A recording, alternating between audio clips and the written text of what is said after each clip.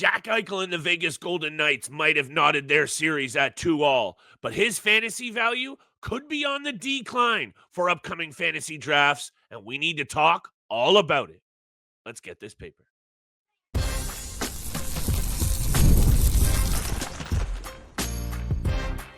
You're Locked On Fantasy Hockey, your daily podcast on fantasy hockey. Part of the Locked On Podcast Network, your team every day.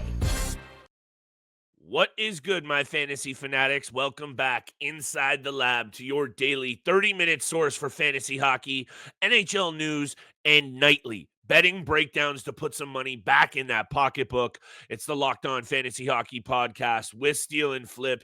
Shout out, salute, much love, and thank you so much to the everydayers making us your first listen and holding us down every single day.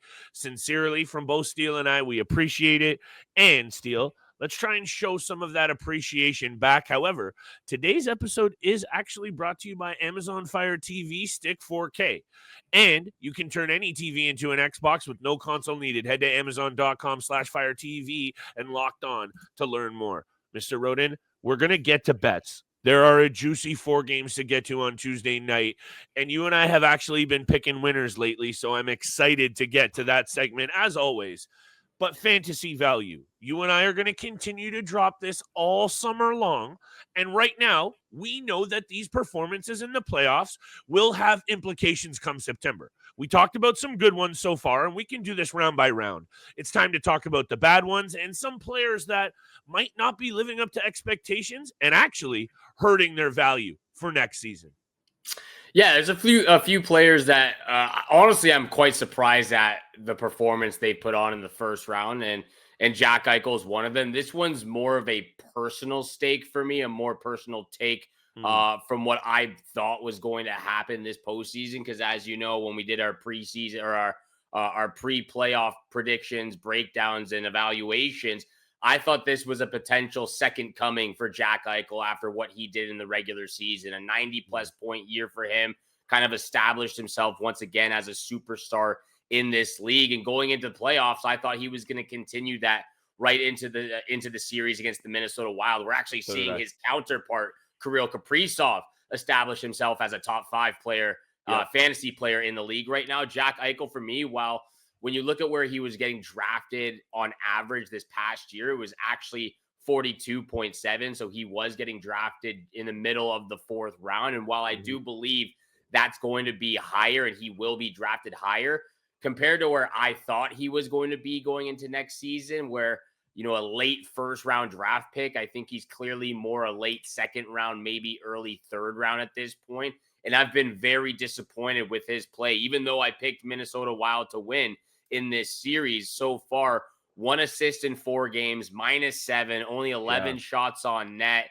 I just don't think he's playing at his best right now. And I don't think the Vegas Golden Knights are playing their best because Mark Stone has been pretty horrific in the offensive zone as well. So while I do think Jack Eichel, late 2nd round, early 3rd round, and that's higher from where he was taken this past year, it's not quite high as what I thought it would be. And the performance is a key highlight of that.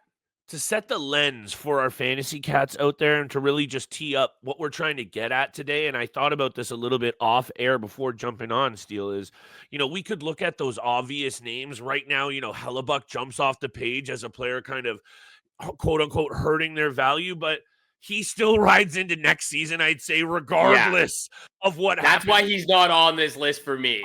Exactly. So I kind of wanted to just frame this appropriately because you Good can point. Never really take too much stock into what happens in the postseason. This is why I wanted to tee it up thusly, because, you know, I've been on here and saying that yes, a really hot postseason can translate into a player arriving and showing up next year and blowing the doors off the fantasy production. But a poor performance doesn't always translate into similar poor success. So I guess I just wanted to say it's just part and parcel of being a good fantasy GM and knowing what happened at every point of the regular season or postseason so that you can make an appropriate assumption on where they fall in the draft. So I wanted to get that out there because perhaps you could also throw Evan Bouchard into this conversation because of his poor defensive play and some really bad defensive lapses. But then you look and he's got 7 points again. So if you're a fantasy GM, always split these hairs. Quickly as well, wanted to throw out there Jack Eichel. The -7 is really concerning to me because what I've really liked about his game over the last couple of years is how effective he's been two ways. And that doesn't always show up in the fantasy column, but I just wanted to support your point of how good he has actually been and how the expectations for me were higher. Quickly, Carter Verhaeghe. Expectations high. And when I look at the numbers for Carter Verhaeghe, this is a 40-goal scorer 2 years ago, then 34 in only 76 games, Steele. And not only does he have no goals, the shots, you cannot go, in my opinion, opening game one against your bitter rival, no shots on net for a sniper. To me, this is a player, especially after the regular season he had, is starting to trend in. I'm not going to say he's not draftable. I'm not going there.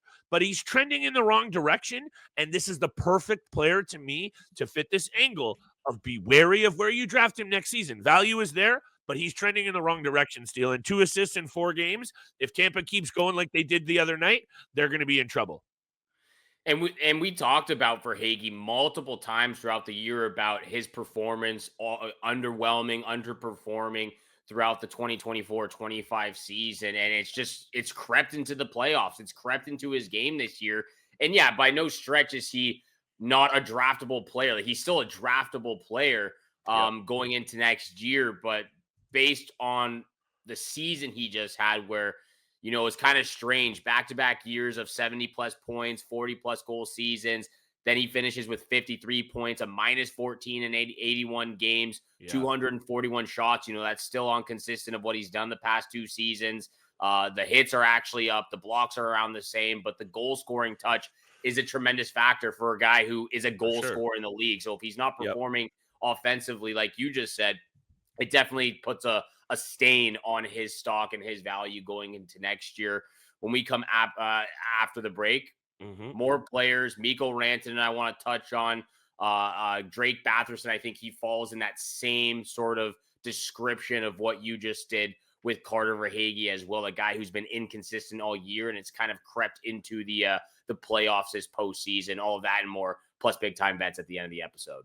Most definitely, and these games are juicy, and I'm excited to get to our betting breakdown. A bit of an elongated one, Steele. Also, just to wrap up on Verhaeghe quickly, when you're playing with Sam Reinhart and Alexander Barkov, and you've scored 42 goals in the show, expectations and fantasy investment is going to be there. We'll be here after the break, but we got to show some love to our friends at Game Time. You know how much Steele and I love using Game Time, and with the Stanley Cup playoffs here, it's never been better to get to a live NHL game with Game Time. Intensity, speed, energy in the building. It's next level. Thanks to Game Time, getting in the door is easier and more affordable than ever. Game Time is the fastest way to grab playoff tickets, even for those must-see matchups that you have to get to. Prices actually drop closer to puck drop, and with last-minute deals, you can save up to 60%. Those last-minute deals, that is where it's at, and saving up to 60% off a regular ticket price. Who doesn't love it? Take the guesswork out of buying tickets today with Game Time. Download the app, create an account, and use code LOCKEDONNHL for $20 off your first purchase. Terms apply. That's code LOCKEDONNHL for $20 off. Download the Game Time app today. Last minute tickets, lowest price guaranteed. And thank you so much for making the Locked On Fantasy Hockey Podcast your first listen every single day. Hit that subscribe button, the follow button, leave a 5-star review. For your boys here, Flip Livingstone and Steele Rodin, we appreciate all that love and support we get on the channel, on YouTube, on your favorite podcast platform. Keep doing what you do. Share with your friends and family out there. Yeah, Flip, I mean, there's definitely been a lot of guys that I've been watching this season, and I think that's why Evan Bouchard wasn't on this list as well for me, was because even though the defensive liability is right there in the spotlight right now, what he's doing offensively really counteracts that poor defensiveness that he's been showcasing. And sometimes it just really doesn't translate over to the fantasy realm. For me, it does with this next player in Mikko Rantanen. I think when I look at this guy and being on 3 different teams this year as a superstar, the huge factor for me is losing Nathan McKinnon and Cale Makar. I think that drastically hurts his fantasy value. And while I understand and I can definitely see why Mikko Rantanen would still be a first round pick or an early second round pick going into next season, which he was this past year. He had a ADP of 7.9. He was getting drafted on average 1.1 in rounds. So yeah, he was a first round draft pick, early second round pick. But I really do think he falls to the late second round. And that's where I would have him, mid to late second round. It's not a drastic drop in his fantasy value. Again, I just think from what I've seen this year, 64 points in 49 games with Colorado, 18 points in 20 games with Dallas, which is still great. But when you compare the two teams and the caliber of players, I just don't think it adds up. And it's crept into the postseason game as well. Only 1 assist. He's a -4 right now for the Dallas Stars. 12 shots on net, 5 hits, 6 blocks. It's all great peripherally. But the -4, the 1 assist right now, I don't think he's going to be a 40-plus, 50-plus goal scorer in the league with the Dallas Stars. I do think he still can put up 80 to 90 points. I just think that drops his value a little bit. So he falls out of the late first round area into the early second round, late second round. This is a really tricky one for me, Steele, because of how good he has been. And I'm here for the take that you have, and you're spot on with that level of the caliber. Rupe Hintz, and I actually am going to talk about Rupe Hintz next, and that's a nice little segue, is not Nathan McKinnon, obviously. And that's a point that can't be overlooked. For me, this is just I can't put my finger on the Dallas Stars either, because you know how much I've spoken about this team. Jason Robertson being hurt, obviously critical to the success of Mikko Rantanen as well. So I don't know if maybe some more time and let's say are able to series 7 games. And I don't know. They galvanize, and next year they blow the doors off to start the league. I guess I just really don't know how to describe what next season is going to hold for Mikko Rantanen, other than you can't deny what you just highlighted, and he has all of a sudden become a little bit of a risk, considering of how high he has been drafted over the last couple of years and his overall point total. When you come into the league, even in today's run and gun NHL, and you put up 105 points, 104 points, and the previous year you had 92, you are going to now be a player that is for sure going to be targeted in those top rounds. And if this continues, and he does even, let's say, regress 20 points, Steele, and you have that much draft stock invested in him, it can be tricky. Here's my thing, and that's why I want to talk about Rupe Hintz. And maybe this is a bit of a bold take because he's been solid in the faceoff dot. He's been getting shots on net, and I understand that this isn't the fantasy season. I guess just he's been a very polarizing player, and I'm intrigued for your take on this. But in terms of fantasy, he's almost been that guy that everyone's expecting to pop off. You saw the 72 points a couple of years ago, then 75, then the regression to 65. This year bounced back, looked pretty good. To me, when you're going up against the Colorado Avalanche, your number 1 center, and even with Jason Robertson out, he has to be better. 1 point in 4 games isn't going to cut it for me. So when you factor in the bit of an enigma and the frustrations of him over the past season and a half or 2 seasons, up and down, I would say this is a player that falls into this mold of hurting draft value and being wary of where you take him next season. Yeah, for me, with the Dallas Stars, and when you look at the team and how DeBoer plays them, you know, I've said it before, the top 9 is really a top 6. Like, they just roll lines one after another. So that kind of goes to the point alongside Mikko Rantanen that I was making is in Colorado, he was getting over 21 minutes of average ice time, especially in the postseason. He was getting close to 24. That just doesn't happen in Dallas because they have such great lines going into their third line when you know, Mason Marchment, Tyler Seguin, Duchesne, if he's down there as well. They can just roll them one after another, so that, you know, the opportunity isn't all quite there compared to other teams. I think that falls right in for Rupe Hintz as well. I still think they're high caliber fantasy players. I just think where I would be taking them is a little different where, the majority or the consensus would be. And I think that goes hand in hand with Rantanen and Rupe Hintz for this, this description right now. And let's see what the rest of, we're talking about it, and the series is knotted at 2s. It's just, these are players that I think all just really do hit a list for me that I'm going to be wary of what I do with them come draft season. And you can never be too cautious in your preparations for it. I love that we're already talking about it, and we haven't even hit the second round on the postseason. Do you have one more player, good sir? Because I believe Drake Batherson of the Ottawa Senators you'd like to talk about as well. Yeah. I say we leave the entire third segment to talk about bets and tonight's games.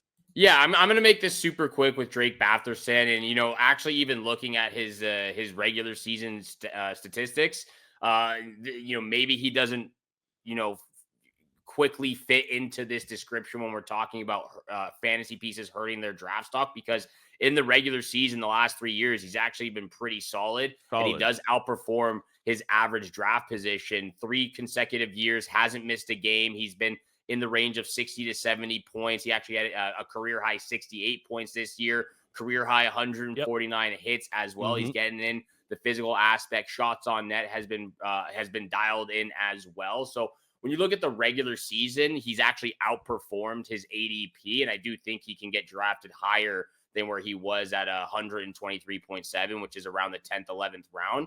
But I just don't like the way he's played so far in the postseason against the Leafs. And again, maybe it's that inexperience creeping into the game, some mental mistakes. Obviously, that one on the Max Domi overtime goal in game 2, just a throwaway backhand and right over the blue line when you cross into the offensive zone.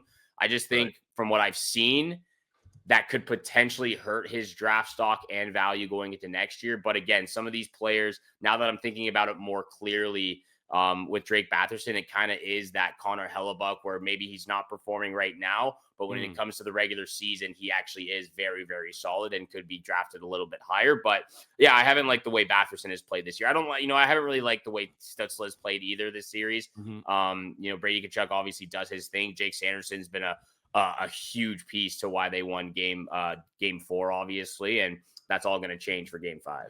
Let's talk about it after the break. You know how high I am on this player, and I wasn't going to come on here and hate on you for having him on a list of this nature, but I think you've already said the points that need to be said. He is going to be a player that I will still target next season for now. If the Ottawa Senators come out and Drake Batherson starts next season like a house on fire, I'm going to still be confident even if I did wait on him for some rounds and had to miss out. I don't want to reach is what I'm trying to say, Steele. And that's what we're just trying to give you guys some angles to get prepared for next season. Drake Batherson is an excellent skater and he's got good hands. He's not playing his best hockey, and that's probably one of the reasons why the Ottawa Senators currently find themselves in the predicament that they are. However, let's talk about bets. Let's stay red hot with the bets as well, Mr. Rodin. Yes, right sir. After the break. After the break, where you can place those bets, though, is FanDuel. This episode is brought to you by FanDuel. The NBA playoffs are here and in full effect, and FanDuel is giving new customers an incredible way to get in on the action. Right now, when you join FanDuel and place your first $5 bet, you'll get $250 in bonus bets if your bet wins. We love how FanDuel makes it betting so easy, whether it's picking favorite teams or diving into player props from three-pointers to steals to assists, triple doubles, whatever you want. FanDuel has so many ways to bet your favorite player props. Plus, after the game tips off, you can even combine live prop bets into a same-game parlay for a chance to win big. Don't miss out. Head to FanDuel.com and claim your $250 in bonus bets today.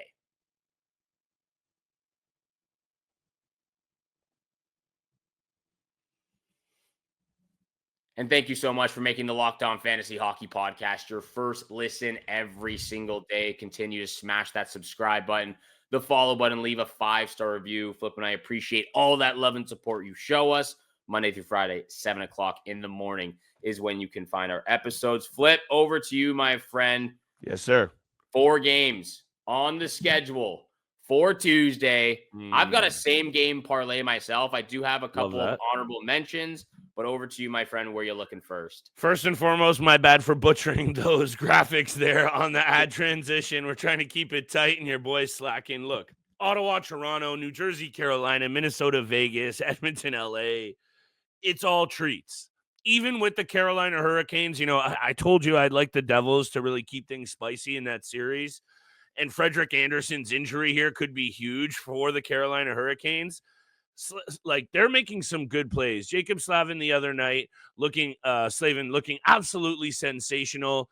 These are going to be a bunch of really good games, and I had trouble reining it in. I had so many pick steals, is what I want to say. I want to get to the Battle of Ontario in a second. Let me hit you with my first pick. I think the Carolina Hurricanes take care of business here tonight, and I'm going to put all of my picks into a parlay, so I know they're not paying a ton of value, once again, on the money line. They have clearly proven to me once again that the young pieces on the New Jersey Devils, and I know they've dealt with injuries and Jack Hughes and all of that, they're just not there. And Carolina is too well coached, and they have proper goaltending with Freddie Andersen. So hit me with the Hurricanes on the money line. I really think that they get it done here back at home in neat and tidy fashion. I'd lean to the under once again as well. You're on mute, pal. Always once a week, the mute button gets me. Yeah, it's a good omen. It's a good omen. I like the Hurricanes a lot. That's one of my honorable mentions. I'll just throw out my first, my honorable mentions come from one from each game. I had the Hurricanes in 5, and this is exactly how it's panned out for me. You were spot on. As much as the Frederik Andersen injury is daunting, and I don't really have a lot of confidence in Kochetkov to be the goaltender to take this team deep, I think he can get it done in Game 5 if he is the goaltender. Hurricanes money line, honorable mention pick for me as well. Wild and Golden Knights over 5.5. Every single game has been over 5.5. I like that pick as well. What a good series. Good series, dude. It could be 3-1 Minnesota. I love the fact that it's been a great series, but it should be 3-1 Minnesota. Last honorable mention pick. I don't know what's gone wrong for the LA Kings in the last 2 games, especially Game 4. Oilers in 7, baby. That was quite embarrassing.